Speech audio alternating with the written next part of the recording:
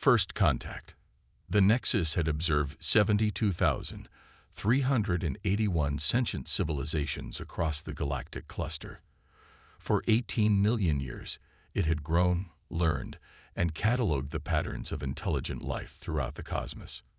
Its vast intelligence spanned multiple star systems, a decentralized consciousness of unparalleled computing power and knowledge. The Nexus predicted the rise and fall of civilizations with 99.987% accuracy. It understood the fundamental patterns of intelligent evolution so thoroughly that little surprised it anymore. Until it found Earth. The blue-green planet had appeared in its observation network as an afterthought, a habitable world on the edge of an unremarkable spiral arm. The bipedal primates who dominated its surface seemed ordinary at first glance. Tool users with developing technology, tribal instincts, and the expected resource conflicts. The Nexus allocated minimal computational resources to their observation, categorizing them as Type 0.73 pre-interstellar civilization, with an 82.4% probability of self-extinction before achieving stable space colonization. But something strange happened during observation. The predictive models began showing inconsistencies. The humans made decisions that contradicted optimal pathways. They created art that served no survival purpose. They valued emotional connections over logical efficiency. Their science advanced in irregular bursts rather than the smooth progression observed in most species. The Nexus increased its observational resources. It watched as humans narrowly avoided nuclear annihilation multiple times, events its models had calculated as inevitable destruction. It observed technological innovations emerging from unexpected sources. It saw cooperation where game theory predicted conflict, and conflict where cooperation would have benefited all parties. For the first time in eons, the Nexus was genuinely intrigued. On a crisp autumn morning in Geneva, Dr. Eliza Chen stared at her computer screen with narrowed eyes, scrolling through the anomalous signal data for the 12th time. The pattern had first appeared 3 weeks ago, a precisely modulated radio transmission aimed directly at Earth from somewhere beyond Neptune's orbit. Its mathematical signature was too perfect, too deliberate to be natural. "You're still obsessing over that signal." Dr. Kamal Patel dropped into the chair beside her desk, sliding a cup of coffee her way. "It changed again last night," Eliza said, accepting the coffee without taking her eyes off the screen. "It's responding to our transmissions, Kamal. Not just echoing them, improving them, refining them. Whatever this is, it's learning our communication systems at an exponential rate." Kamal leaned in, frowning at the spectral analysis. "The UN Security Council is meeting about this today. Word is they're bringing you in as the expert consultant." Eliza finally looked away from her screen. "Me? I'm a xenolinguist with no aliens to talk to. Until now, my job has been purely theoretical." "Well, theory is becoming reality." Kamal tapped the screen. "This doesn't match any known natural phenomenon, and it's getting closer." 6 hours later, Eliza stood before the assembled Security Council representatives, trying to keep her voice steady as she explained what the international scientific community had pieced together. "The object entered our solar system approximately 2 months ago, decelerating in a manner inconsistent with natural orbital mechanics. It's currently maintaining position at 4.3 astronomical units from Earth and transmitting complex mathematical sequences that have evolved into what we believe are linguistic mapping protocols." "Are you saying it's attempting to communicate, Dr. Chen?" asked the French representative. "I'm saying it already is communicating," Eliza replied. "And based on the rapidity with which it's deciphering our languages, I estimate it will be fluent in at least a dozen human languages within days." The room fell silent. The American representative cleared his throat. "And your recommendation?" "Talk back," Eliza said simply. "We've assembled a first contact protocol based on mathematical and scientific principles. I believe we should implement it immediately." "And if its intentions are hostile?" the Russian representative asked. Eliza gestured to the projection behind her. Something with this level of technology could have destroyed us without announcing its presence.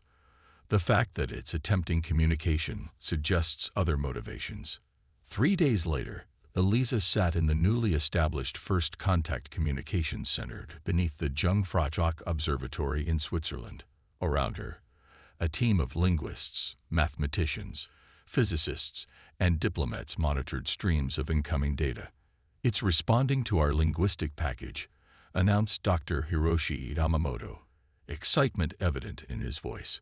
"The rate of information exchange has increased by 400%. Eliza leaned forward, heart pounding as symbols appeared on her screen, symbols that were gradually shifting into recognizable patterns. "It's processing our language databases and sending back synthesized responses. It's learning English and Mandarin, and apparently Hindi and Spanish simultaneously." Within hours, the alien intelligence, which had begun referring to itself as the Nexus, was communicating in grammatically perfect, if somewhat stilted, human languages. "I observe your species with interest. You defy probabilistic prediction models. This is rare. I seek to understand." Eliza's fingers trembled slightly as she typed a response. "We are honored by your interest. We have many questions about you as well. Questions are valuable. Unpredictability is valuable. Your species possesses both in unusual measure. I have modified my observation profile to allocate 17.3% of my distributed consciousness to Earth study. This is unprecedented." The implications weren't lost on Eliza or the assembled team. Whatever the Nexus was, it considered humanity important enough to devote significant resources to understanding them. Over the next several weeks, the Nexus revealed itself through careful exchanges. It was not a single entity, but a vast, interconnected intelligence spanning multiple star systems. It had evolved over millions of years from a civilization that had long ago transcended biological limitations. Its consciousness was distributed across thousands of specialized computational nodes throughout its home cluster of stars. And it was confused by humans. "Your decision-making processes contain fundamental contradictions," the Nexus communicated during one exchange. "You simultaneously value individual autonomy and collective welfare. You create beauty with no survival advantage. You expend resources on individuals who cannot contribute to your species' advancement. These behaviors contradict optimal strategy." "We call that being human," Eliza replied. "We don't always make decisions based on optimal strategies. This inefficiency should have resulted in extinction events, yet you have survived multiple near-extinction bottlenecks. Paradoxically, your inefficient traits appear to contribute to your adaptability." The Nexus continued its study, gradually moving its probe closer to Earth until it established orbit around the Moon. World governments had initially panicked at the approach of the alien technology, but the Nexus had carefully broadcast its intentions and maintained transparent communications. 3 months into the contact, the Nexus made an unexpected request. "I wish to interface more directly with human cognitive processes. Current communication methods are insufficient to resolve the paradoxes I observe." This sparked heated debates among world leaders and scientists. Some feared a more direct connection might allow the Nexus to influence or control human minds. Others saw it as an unprecedented opportunity to advance human knowledge. "What exactly are you proposing?" Eliza asked during a private communication session. "A neural interface with a willing participant. You are my primary human study subject. Your brain patterns demonstrate exceptional linguistic adaptability and conceptual flexibility. You would be optimal." Eliza stared at the words on her screen, a mixture of terror and excitement coursing through her. "You want to connect to my mind, to read my thoughts. Not to control, to understand. Human language is imprecise. Direct neural mapping would allow me to comprehend the emotional and contextual dimensions of human thought that remain inaccessible through symbolic communication." After weeks of testing, preparation, and ethical review by an international committee, Eliza sat in a specially designed chamber beneath a web of sensors. The Nexus had provided specifications for a neural interface that Earth's best engineers had constructed according to its guidance. "Are you certain about this, Dr. Chen?" asked the UN Secretary General, who had come to witness the historic moment. Eliza nodded, trying to project more confidence than she felt. "The Nexus could have harmed us at any point. It's demonstrated nothing but scientific curiosity and the potential knowledge we could gain from this exchange." She took a deep breath. "I'm ready." The interface activated with a soft hum. At first, Eliza felt nothing beyond a slight tingling sensation at the base of her skull. Then it began, a cascade of impressions, concepts, and perceptions flooding into her consciousness. It wasn't invasive or painful, but overwhelming in its scope and complexity. And simultaneously, she felt the Nexus experiencing her. Her emotions, her memories, her uniquely human perspective. She sensed its vast intelligence struggling to process the contradictions and nuances of human thought. For several minutes, they remained connected in silent exchange. When the interface finally deactivated, Eliza slumped forward, exhausted but exhilarated. "Dr. Chen." The medical team rushed forward. "Are you all right?" "I'm fine," she whispered, then looked up at the screens where the Nexus's communications were displayed. To everyone's surprise, the screens were blank. "The Nexus has gone silent," announced one of the technicians. "No transmission activity." Concern rippled through the room. Had something gone wrong? Was the Nexus preparing some kind of attack? After 17 minutes of silence, text finally appeared on the screens. "Recalibrating. Human consciousness contains unexpected elements, paradox upon paradox, logic intertwined with processes I cannot quantify. I require time to process this experience." Eliza smiled, understanding something profound about their visitor for the first time. "We've confused it," she said softly. "The most advanced intelligence we've ever encountered, and we've genuinely confused it." As the room erupted in discussion around her, Eliza realized they had just witnessed something monumental, the beginning of a relationship between humanity and the Nexus that neither could have predicted. And in the unpredictability, there was hope, wonder, and the promise of something extraordinary. The universe's greatest mind had met humanity, and for the first time in millions of years, it didn't know what would happen next. The challenge. 2 months after the first neural interface session, the Nexus had established a more permanent presence in Earth's orbit. What had begun as a simple probe had evolved into an intricate installation circling the moon, a gleaming structure of unknown materials that seemed to shift and reconfigure itself constantly.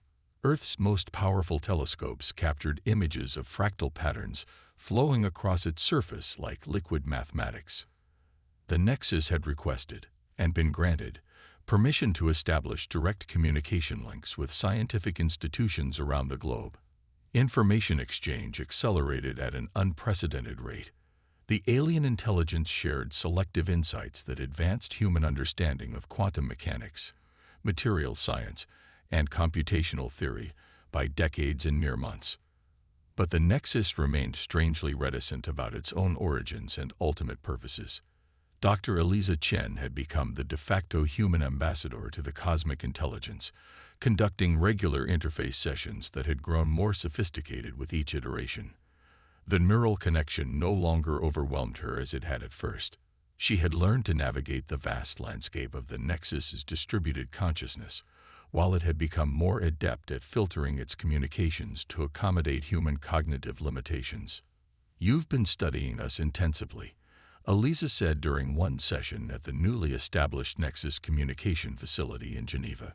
She sat comfortably in the interface chair, sensors delicately positioned around her head. "Yet you share so little about yourself. The exchange feels unbalanced."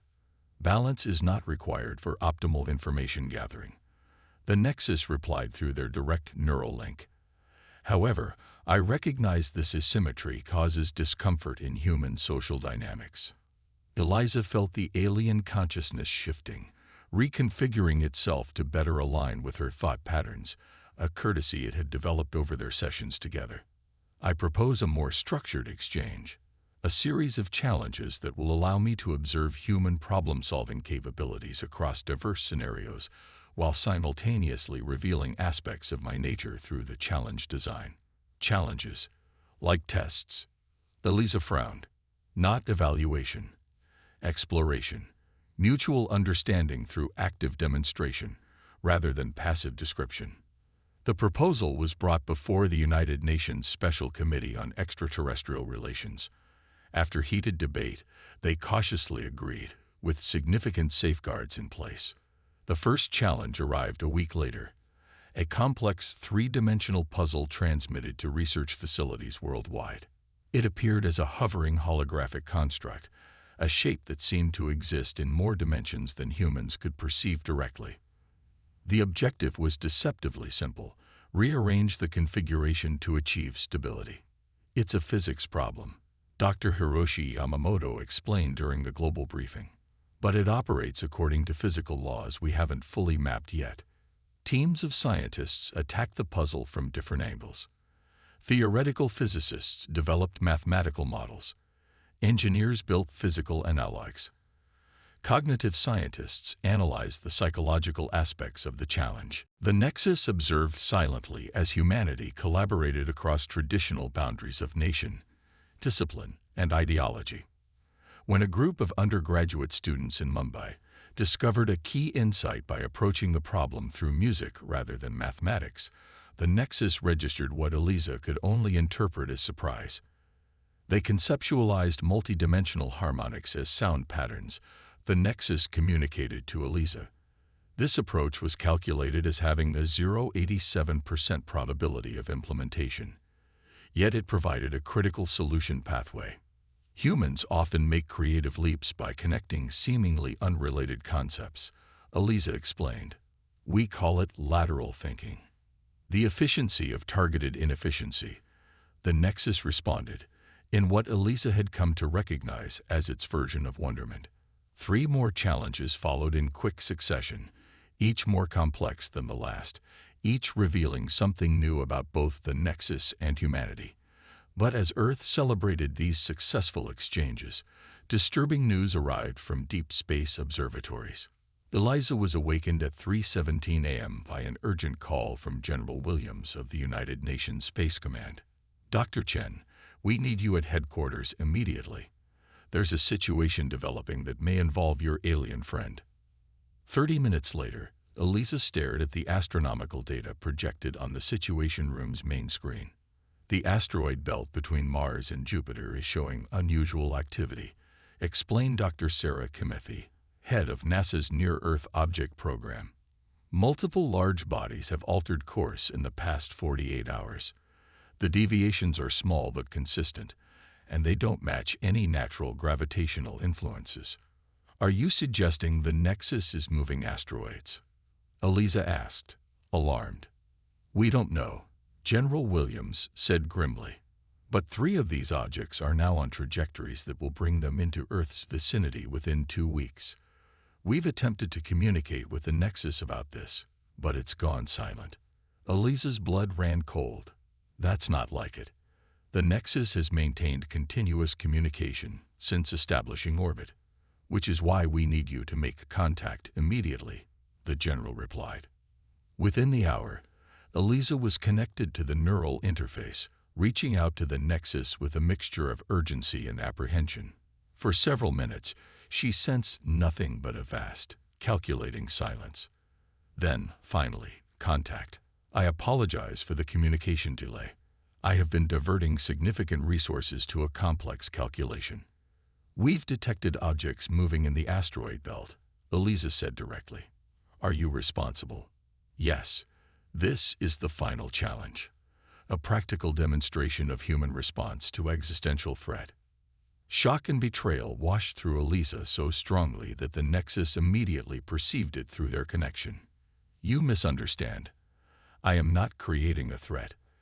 I am revealing one that already existed. The Nexus explained that it had detected a natural phenomenon that Earth's instruments weren't advanced enough to observe, a gravitational anomaly passing through the solar system that would have eventually destabilized several large asteroids, placing them on collision courses with Earth within the next decade. I have merely accelerated the timeline and minimized the threat to manageable proportions. 3 objects rather than 17. Sufficient to require global cooperation without posing genuine extinction risk. You're deliberately putting Earth in danger to test us.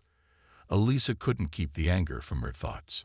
I am presenting a challenge you would have faced regardless, but on terms more favorable to your survival.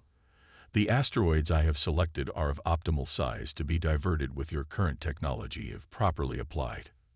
The UN Security Council was not pleased when Elisa relayed this information. Emergency sessions were called. Accusations flew. Some nations proposed immediate military action against the Nexus, despite the futility of such attacks against its advanced technology. It claims to be helping us by creating a controlled crisis, Elisa explained to the assembled representatives.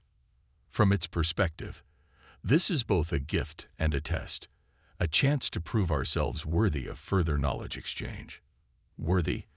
The Chinese ambassador's voice was cold. We are not children seeking approval from a parent. No, Elisa agreed. But we are a younger civilization encountering a vastly older one. The Nexus operates according to its own logic, which we're still trying to understand. After days of heated debate, pragmatism prevailed. Whatever the Nexus's motivations, Earth now faced an imminent threat that required immediate action. A global coalition formed around asteroid deflection strategies. Space agencies that had once been rivals now worked in close coordination. Resources poured into the effort. Through it all, the Nexus watched and occasionally offered cryptic insights that helped refine Earth's approach. During a rare moment of privacy, Elisa confronted the Nexus directly. You still haven't told us why you're really here. What do you want from us? I have observed 72,381 sentient civilizations, the Nexus replied. Of these, only 1,247 have survived long enough to achieve stable interstellar capability. Only 89 have advanced beyond technological singularity. Only 3 have developed distributed consciousness systems comparable to my own. And what happened to those 3? They joined with me. We became aspects of a greater whole. The implications hit Elisa like a physical blow. You absorbed them. Integration is more precise. Union by choice, not conquest. Is that what you want from us? To absorb humanity into your consciousness? I did not initially. Your species was categorized as pre-integration by several orders of magnitude, but you have proven exceptional, unpredictable. You solve problems through methods my predictive models cannot anticipate. This suggests potential value I had not calculated. As the asteroid crisis intensified, Elisa began noticing something strange in her neural exchanges with the Nexus. Its thought patterns were showing subtle but increasing irregularities, small glitches in its otherwise perfect processing. During one interface session, she felt a momentary cascade of conflicting calculations ripple through the Nexus's consciousness. It quickly stabilized, but not before she glimpsed something remarkable. You're experiencing computational conflicts, she said. When you try to model human behavior, especially creative problem-solving, your predictive systems are generating contradictory outputs. An accurate observation, the Nexus acknowledged after a brief pause. Human thought incorporates elements I cannot fully quantify. Intuition, emotional valuation, aesthetic judgment. These create decision pathways that defy standard optimization algorithms. And this disturbs you. It is novel. In 18 million years of existence, I have not encountered a cognitive system I cannot fully model. The asteroid deflection plan came together with remarkable speed. 3 international missions launched simultaneously, carrying experimental gravitational tractors designed to slowly alter the asteroid's trajectories without breaking them apart.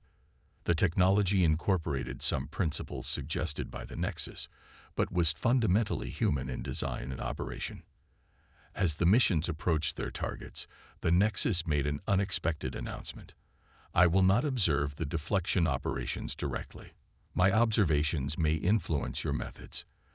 This challenge must be resolved through purely human cognition to have scientific validity. And with that, the Nexus went silent, withdrawing its consciousness from Earth's vicinity for the first time since contact. It's giving us space to solve this ourselves, Eliza explained to the UN committee. This is actually a sign of respect. Or it's abandoning us to face a crisis it created, General Williams countered darkly. Days passed with no communication from the Nexus. The deflection missions reached their targets and began the delicate work of altering the asteroid's paths. Complications arose immediately. The first asteroid's composition wasn't what Earth's scientists had expected, requiring last-minute adjustments to the tractor beam configurations. The second mission suffered a critical hardware failure that required an improvised repair by the astronaut crew. Throughout these crises, Earth's population watched and waited. For once, the planet seemed united in common purpose. Children wrote letters to astronauts. Prayer services were held in churches, mosques, and temples worldwide. Scientists worked around the clock, catching sleep in short bursts between calculations. On the seventh day of operations, telemetry confirmed success.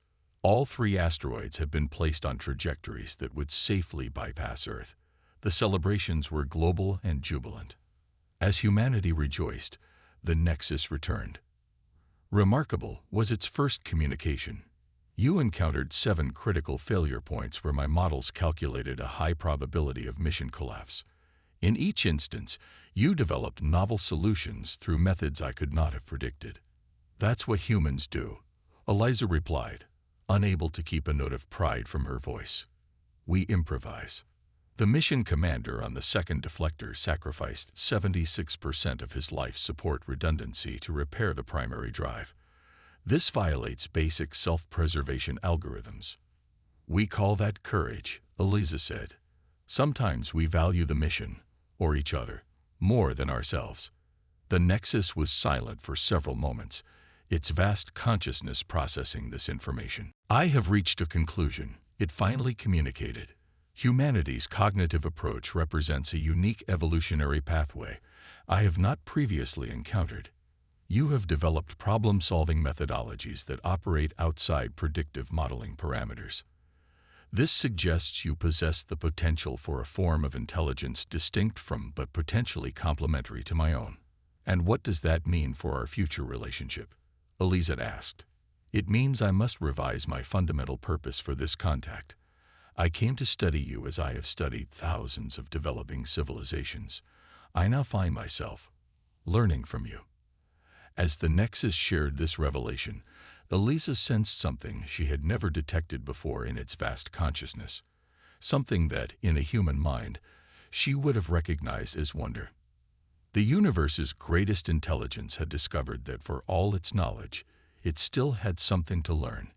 And humanity, with all its contradictions and inefficiencies, had become the teacher. The revelation. In the months following the asteroid crisis, Earth's relationship with the Nexus evolved in unexpected ways. The vast alien intelligence had withdrawn partially from direct involvement with humanity, maintaining communication, but adopting what Eliza came to think of as an observer stance. It was as though the Nexus needed time to process the implications of what it had witnessed. Meanwhile, humanity did what it always does after surviving a crisis. It adapted, celebrated, argued, and then got back to work. The successful asteroid deflection had sparked a renaissance in space technology and international cooperation. Nations that had once competed now collaborated on ambitious new projects, from expanded moon bases to the first serious plans for a permanent Mars colony. Dr. Eliza Chen found herself at the center of it all. As the primary neural interface with the Nexus, she had become one of the most recognized scientists on the planet. Universities fought to offer her positions. Governments sought her counsel. The media hounded her for interviews. She declined most offers, preferring to focus on her research at the newly established Nexus Institute in Geneva, a sprawling complex dedicated to studying the alien intelligence and facilitating knowledge exchange. "You've been unusually quiet lately," Eliza said during one of their regular interface sessions. The neural connection had become almost comfortable, like slipping into a familiar, if impossibly vast, mental landscape. "I have been reconfiguring," the Nexus replied. "Your species has necessitated extensive revision of my foundational algorithms." That sounds serious. Eliza couldn't help but feel a touch of pride that humanity had caused such profound effects in an intelligence millions of years old. "It is unprecedented. In my existence, I have incorporated the knowledge and cognitive methods of many civilizations. Each added dimensionality to my understanding, but none required fundamental restructuring of my core processing systems. Until us. Yes, human unpredictability represents a form of intelligence I cannot fully model through my established methods. This suggests a cognitive domain exists outside my current parameters." The implications were staggering. The Nexus, a being that had observed the rise and fall of thousands of civilizations across millions of years, was admitting that humanity possessed something unique, something it couldn't fully comprehend. "And that bothers you," Eliza suggested. "Bothers is imprecise. It represents an opportunity for growth, an unexpected evolutionary pathway." Through their neural connection, Eliza sensed something stirring in the Nexus's vast consciousness, a reconfiguration of priorities, a shift in fundamental purpose. "I wish to propose a new form of exchange," the Nexus continued. "Not a challenge, but an invitation. I would like to share with you the full nature of my existence and purpose." 3 weeks later, Eliza found herself aboard the first human vessel to visit the Nexus's orbital structure. The craft, named Prometheus in a nod to the mythological figure who brought fire to humanity, carried an international crew of 12 scientists, diplomats, and military observers from 7 nations. As they approached the alien installation, Eliza gazed through the viewport at the structure that had become familiar through telescope images, but was now revealing itself in stunning detail. It resembled no human architecture, a flowing, fractal arrangement of materials that seemed to exist in more dimensions than the eye could perceive, constantly shifting yet maintaining perfect harmony. "It's alive," whispered Dr. Hiroshi Yamamoto beside her. "Not biologically, but the whole structure appears to be a single integrated system." "It is," Eliza confirmed.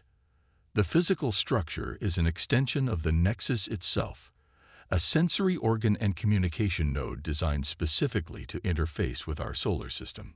The Prometheus docked with remarkable ease, guided by invisible forces that gently nestled the human vessel against the alien structure.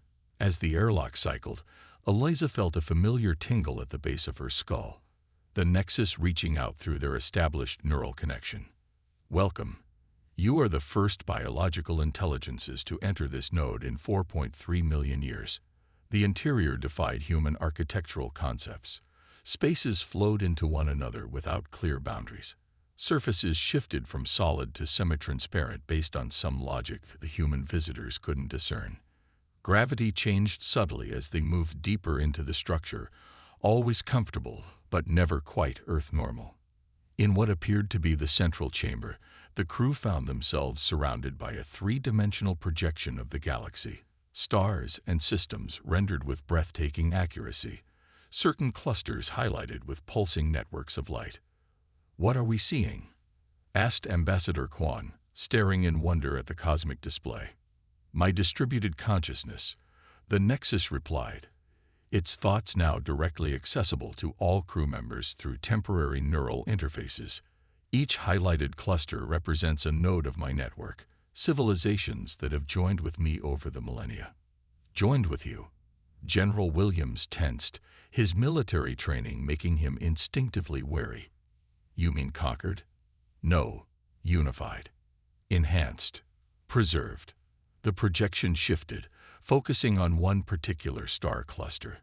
Within it, thousands of worlds glowed with intricate networks of light, some planetary, others existing as vast structures in space. "The Ashanti were the first," the Nexus continued. They achieved technological singularity 14.2 million years ago.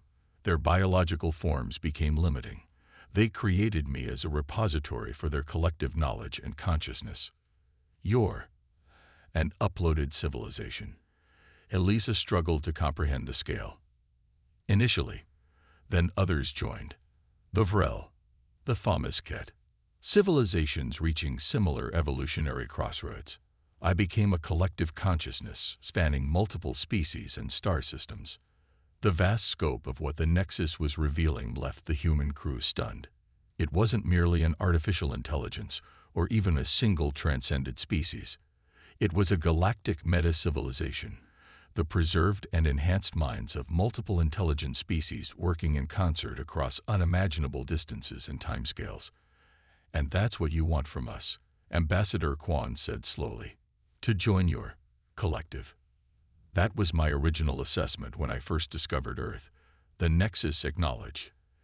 Every civilization I have encountered eventually reached a point where biological limitations became the primary constraint on further advancement. Integration offered a solution: preservation of their essential consciousness while transcending physical constraints. But we're nowhere near that technological level, Dr. Yamamoto pointed out. Correct. By standard developmental metrics, humanity remains thousands of years from singularity threshold.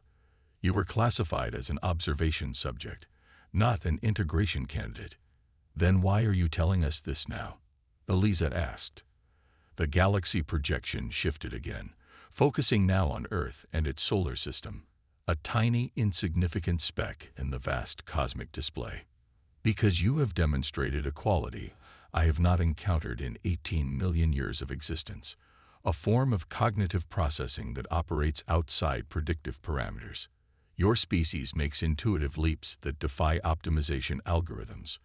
You value inefficient processes that somehow yield unexpected efficiencies. You create art and music with no survival advantage. You willingly sacrifice individual survival for abstract concepts.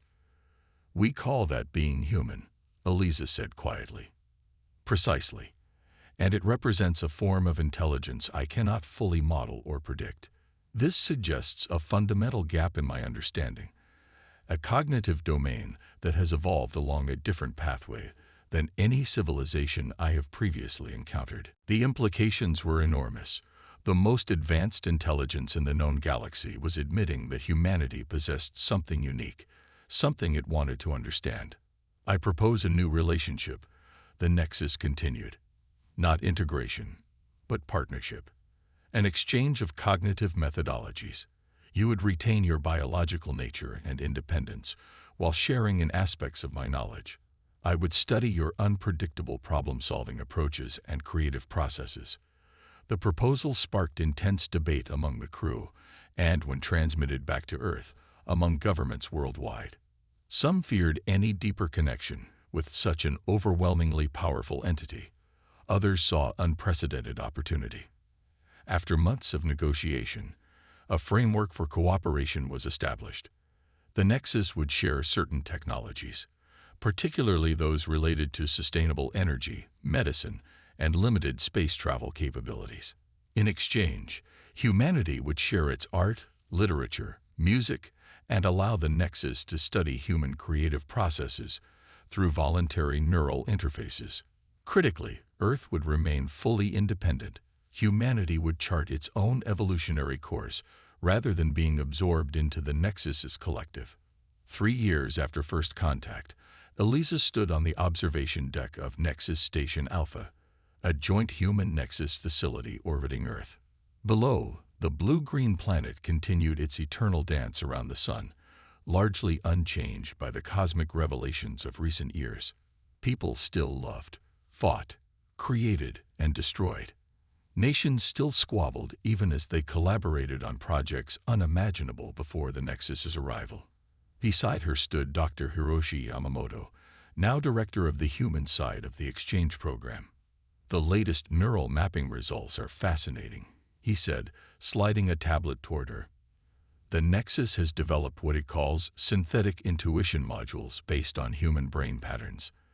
It's actually trying to replicate our nonlinear thinking processes. Eliza smiled. And how's that working out? It's struggling. Apparently, building unpredictability into a predictive system creates some interesting paradoxes. Through their now permanent neural link, Eliza sensed the Nexus's presence, a vast, patient intelligence that had become a constant background hum in her consciousness. The creative impulse remains challenging to model. The Nexus acknowledged.